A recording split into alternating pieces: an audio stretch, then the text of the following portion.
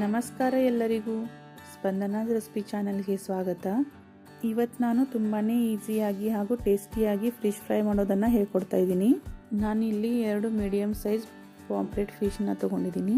ಈ ಮೀನನ್ನು ಚೆನ್ನಾಗಿ ನೀರಲ್ಲಿ ತೊಳೆದ್ಬಿಟ್ಟು ಈ ಥರ ಮಧ್ಯದಲ್ಲಿ ಕಟ್ ಮಾಡಿ ತೊಗೊಂಡಿದ್ದೀನಿ.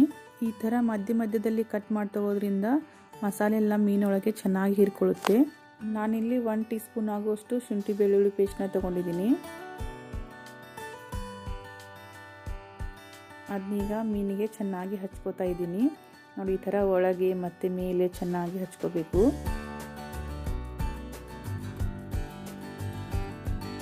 ಈ ಥರ 2 ಮೀನಿಗೆ ಶುಂಠಿ ಬೆಳ್ಳುಳ್ಳಿ ಪೇಸ್ಟ್ನ ಹಚ್ಚಿದ ನಂತರ ನಾನು ಒಂದು 10 ನಿಮಿಷ ಈ ಥರ ರೆಸ್ಟ್ ಮಾಡೋಕ್ಕೆ ಬಿಡ್ತಾ ಇದ್ದೀನಿ ಇದನ್ನು. ಈಗ ಇದಕ್ಕೆ ಮಸಾಲೆನ ರೆಡಿ ಮಾಡ್ಕೊಳ್ಳೋಣ. ನಾನಿಲ್ಲಿ 1 ಟೀ ಸ್ಪೂನ್ ಆಗುವಷ್ಟು ಧನಿಯಾ ಪೌಡರ್ನ ತೊಗೋತಾ ಇದ್ದೀನಿ. ಹಾಗೆಯೇ ಅರ್ಧ ಟೀ ಸ್ಪೂನ್ ಆಗುವಷ್ಟು ಜೀರಿಗೆ ಪುಡಿನ ಹಾಕೋತಾ ಇದ್ದೀನಿ. 1 ಟೀ ಸ್ಪೂನ್ ಆಗುವಷ್ಟು ಅಚ್ಚಕಾರದ ಪುಡಿನ ತೊಗೋತಾ ಇದ್ದೀನಿ. 1/4 ಟೀ ಸ್ಪೂನ್ ಆಗುವಷ್ಟು ಅರಿಶಿನ ಪುಡಿನ ತೊಗೋತಾ ಇದ್ದೀನಿ. ಮತ್ತು 1 ಟೀ ಸ್ಪೂನ್ ಆಗುವಷ್ಟು ಚಿಕನ್ ಮಸಾಲಾನ ತೊಗೋತಾ ಇದ್ದೀನಿ. ನೀವು ಚಿಕನ್ ಮಸಾಲ ಬದಲಿಗೆ ಫಿಶ್ ಫ್ರೈ ಮಸಾಲನೂ ತೊಗೋಬಹುದು. ಮತ್ತು ರುಚಿಗೆ ತಕ್ಕಷ್ಟು ಉಪ್ಪನ್ನು ಹಾಕ್ತಾ ಇದ್ದೀನಿ. ಮತ್ತು ಅರ್ಧ ಹೋಳು ಲಿಂಬೆ ಹಣ್ಣಿನ ರಸನ ಸೇರಿಸ್ತಾ ಇದ್ದೀನಿ ಇದಕ್ಕೆ. ಈಗ ಇದನ್ನು ಚೆನ್ನಾಗಿ ಮಿಕ್ಸ್ ಮಾಡ್ಕೊಳ್ಳೋಣ. ಮತ್ತು ಈಗ ಸ್ವಲ್ಪ ನೀರು ಹಾಕಿ ಕಲಿಸ್ಕೊತಾ ಇದ್ದೀನಿ.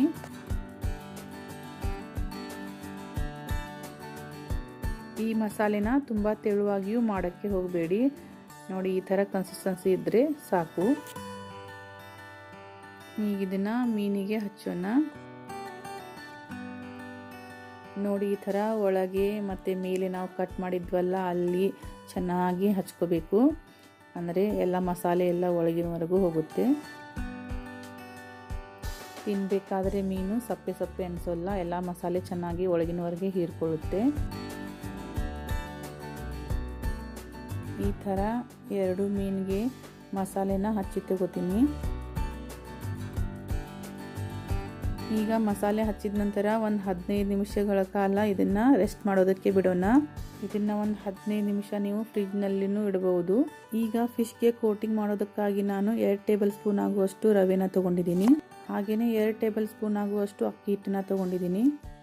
ಅದಕ್ಕೆ 1 ಟೀ ಸ್ಪೂನ್ ಆಗುವಷ್ಟು ಅಚ್ಚ ಖಾರದ ಪುಡಿನ ಸೇರಿಸ್ತಾ ಇದ್ದೀನಿ. ಮತ್ತು ರುಚಿಗೆ ತಕ್ಕಷ್ಟು ಉಪ್ಪನ್ನು ಹಾಕ್ತಾ ಇದ್ದೀನಿ. ಈಗ ಇದನ್ನೆಲ್ಲ ಚೆನ್ನಾಗಿ ಮಿಕ್ಸ್ ಮಾಡ್ಕೊಳ್ಳೋಣ.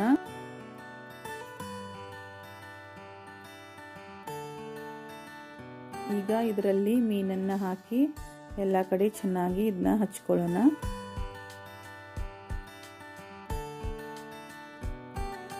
ಎಕ್ಸ್ಟ್ರಾ ಇದ್ದ ಹಿಟ್ಟನ್ನು ಈ ಥರ ಸ್ವಲ್ಪ ಜಾಡಿಸಿ ತಗೊಳ್ಳೋಣ.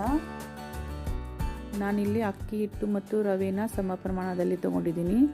ನಿಮಗೆ ಅಕ್ಕಿ ಹಿಟ್ಟು ಬೇಡ ಅಂದರೆ ನೀವು ಅದೇ ಪ್ರಮಾಣದಲ್ಲಿ ರವೆನೂ ತೊಗೋಬೋದು. ನಾನಿಲ್ಲಿ ಮೀನನ್ನು ಶಾಡೋ ಫ್ರೈ ಮಾಡ್ತಾಯಿದ್ದೀನಿ. ಹಾಗಾಗಿ ತವೆಯಲ್ಲಿ 5 ರಿಂದ 6 ಟೇಬಲ್ ಸ್ಪೂನ್ ಆಗುವಷ್ಟು ಎಣ್ಣೆನ ಹಾಕಿ ಕಾಯಿಸೋಕ್ಕಿಟ್ಟಿದ್ದೀನಿ. ಈಗ ಎಣ್ಣೆ ಚೆನ್ನಾಗಿ ಕಾದಿದೆ. ಇದರಲ್ಲಿ ನಾನು ಈಗ ಕರಿಬೇವಿನ ಸೊಪ್ಪನ್ನು ಹಾಕ್ತಾಯಿದ್ದೀನಿ. ಅದರ ಮೇಲೆ ಮೀನನ್ನು ಹಾಕ್ತಾಯಿದ್ದೀನಿ. ಈಗ ಇದನ್ನು ಗ್ಯಾಸ್ನ ಲೋ ಫ್ಲೇಮಲ್ಲಿ ಇಟ್ಟು ಮೇಲೆ ಮುಚ್ಚಿಬಿಟ್ಟು ಒಂದು 4 ರಿಂದ 5 ನಿಮಿಷ ಬೇಯಿಸಿದರೆ ಸಾಕು. ಈಗ 5 ನಿಮಿಷ ಆಗಿದೆ. ನೋಡಿ, ಮೀನು ಚೆನ್ನಾಗಿ ಒಂದು ಸೈಡ್ ಬೆಂದಿದೆ. ಇದನ್ನ ನಿಧಾನಕ್ಕೆ ಈ ಥರ ಹೊಳಿಸಿ ಹಾಕಿ ಮೇಲೆ ಮುಚ್ಚಿಬಿಟ್ಟು ಮತ್ತೆ ಒಂದು 4 ರಿಂದ 5 ನಿಮಿಷದವರೆಗೆ ಫ್ರೈ ಮಾಡಿ ತಗೊಳ್ಳೋಣ. ಫಿಶ್ ಫ್ರೈ ಮಾಡುವಾಗ ಈ ಥರ ಕರಿಬೇವಿನ ಸೊಪ್ಪನ್ನು ಹಾಕೋದ್ರಿಂದ ಅದರ ಟೇಸ್ಟು ಇನ್ನೂ ಹೆಚ್ಚಿಗೆ ಆಗುತ್ತೆ.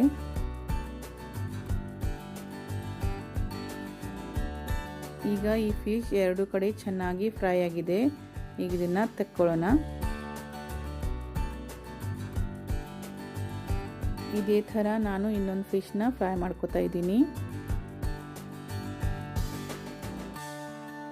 ಈ ಪಾಂಪ್ಲೆಟ್ ಫಿಶ್ ಅಲ್ಲದೆ ನೀವು ಈ ಮೆಥಡಿಂದ ಬೇರೆ ಫಿಶನ್ನು ಫ್ರೈ ಮಾಡ್ಕೋಬಹುದು.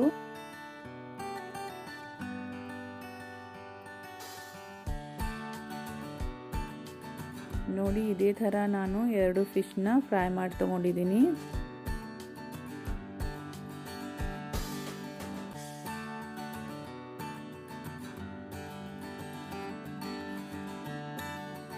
ನೋಡಿ, ಒಳಗೇನು ಚೆನ್ನಾಗಿ ಬೆಂದಿದೆ. ಈ ಥರ ಫಿಶ್ ಫ್ರೈನ ನೀವು ಒಮ್ಮೆ ಟ್ರೈ ಮಾಡಿ ನೋಡಿ, ಖಂಡಿತ ನಿಮಗೆ ಇಷ್ಟ ಆಗುತ್ತೆ.